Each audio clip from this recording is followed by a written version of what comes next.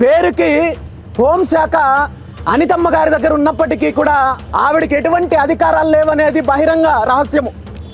ఈరోజు ఈ రాష్ట్రంలో పోలీస్ వ్యవస్థను పూర్తిగా నిర్వీర్యం చేసి హోంశాఖ మంత్రికి కానీ అధికారులకు కానీ ఎటువంటి స్వేచ్ఛ లేకుండా కానిస్టేబుల్ దగ్గర నుండి డీజీపీ వరకు వ్యవస్థను మొత్తాన్ని ఒక షాడో ముఖ్యమంత్రి లాగా, షాడో హోంమంత్రి లాగా నారా లోకేష్ అనే వ్యక్తి వ్యవస్థను భ్రష్టు పట్టించి ఈరోజు ఈ రాష్ట్రంలో జరుగుతున్న ప్రతి సంఘటనకి శాంతి భద్రతల సమస్యకు కావచ్చు, లా అండ్ ఆర్డర్ సమస్యకు కావచ్చు, 100% బాధ్యుడు నారా లోకేష్ అనే విషయాన్ని ఈ సందర్భంగా తెలియజేస్తున్నాను. ఈరోజు రాష్ట్రంలో ప్రతి ఒక్కరూ కూడా పోలీస్ డిపార్ట్మెంట్లో ఉన్న ఎంతో మంది అధికారులు నాకు నేరుగా చెప్తున్నారు, మమ్మల్ని స్వేచ్ఛగా పని చేసుకునే పరిస్థితి లేదు, మేము విధులు నిర్వహించే పరిస్థితి లేదు.